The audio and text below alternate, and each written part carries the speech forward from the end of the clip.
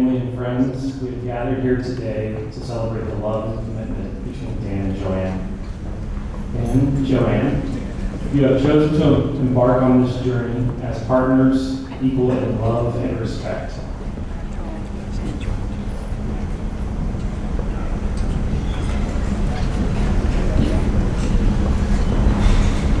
Your shared passion for medicine and determination to make a difference have inherently drawn you together.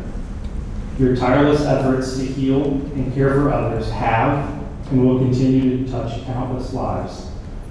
And today, we celebrate the love that has blossomed between you. To paraphrase the French author and poet Victor Hugo, love is knowing that even when you are alone, you will never be lonely again. The great happiness of life is the conviction that we are loved, loved for ourselves, and even loved in spite of ourselves. We all have flaws, little quirks, and idiosyncrasies that our partners get to experience in private moments, many of which provide laughter and warmth. For example, Joann loves to sing along with songs, but has a tendency to sing just the wrong lyrics. I won't go into specific details here, we are on camera, but maybe you'll hear some of that later tonight. But this provides Dan with an endless supply of laughter and funny memories. It is our perceived imperfections that make us vulnerable and what our loved ones truly know and cherish. I like this quote from author Hilary Smith. People are like cities. We all have alleys and gardens and secret rooftops and places where daisies sprout between the sidewalk cracks. But most of the time, all we let each other see is a postcard glimpse of a skyline or a polished square. Love lets you find those hidden places in another person, even the ones they didn't know were there, even the ones they wouldn't have thought to call beautiful themselves. With my conversation, and one might say interrogation, of Dan regarding Joann, there were themes that rose to the surface.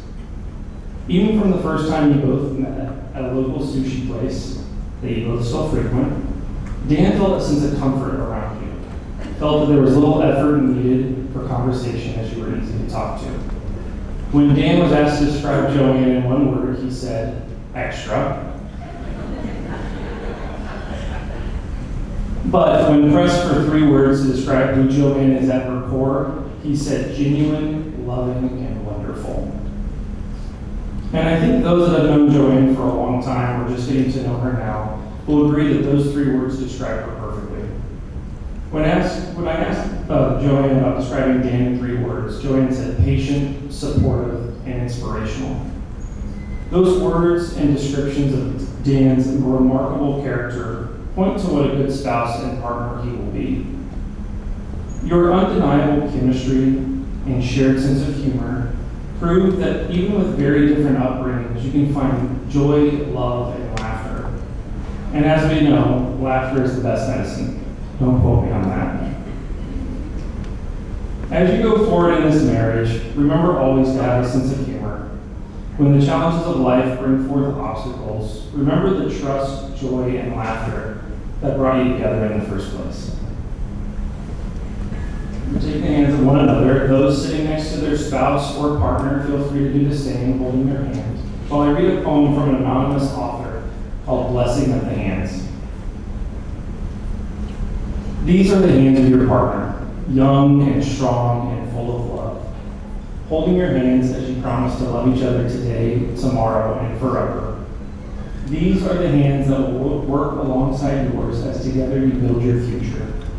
These are the hands that will hold you and comfort you in grief and uncertainty. These are the hands that will countless times wipe the tears from your eyes, tears of sorrow and joy. These are the hands that will hold your family as one.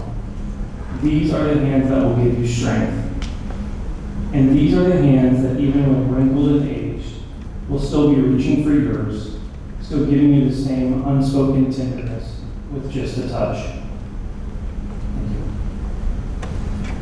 you. Before this moment, you have been many things to one another: acquaintance, friend, companion, dancing partner, teacher, for you have learned much from one another in these last few years.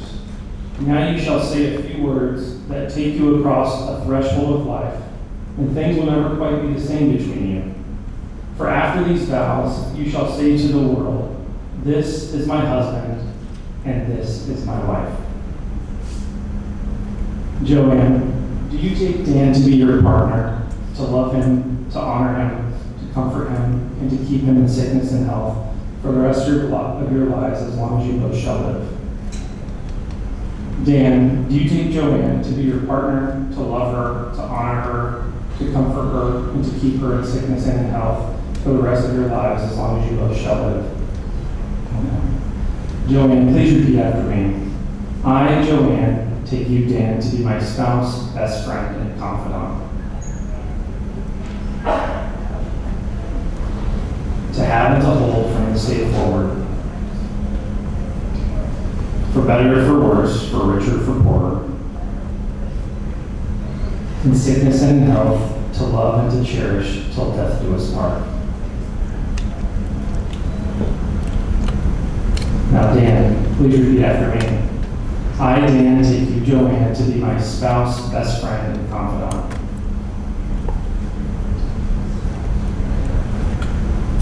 To have and to hold from this day forward. For better, for worse, for richer, for poorer. In sickness and in health, to love and to cherish till death do us part.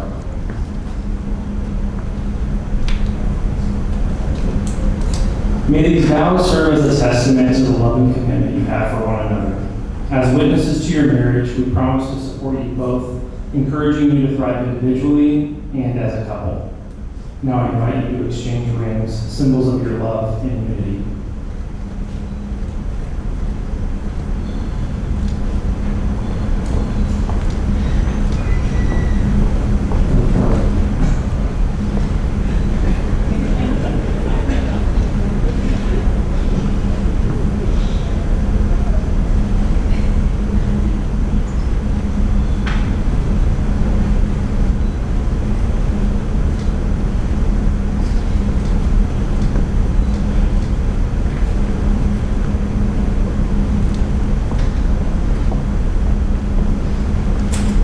May your journey be filled with laughter, patience, good health, unforgettable adventures, and lots of sushi dates.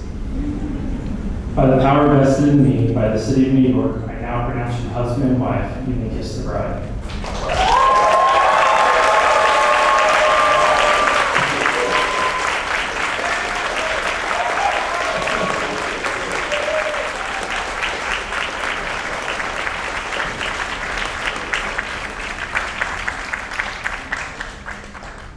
It is my pleasure to present to you, for the first time as a married couple, Dan and Joann.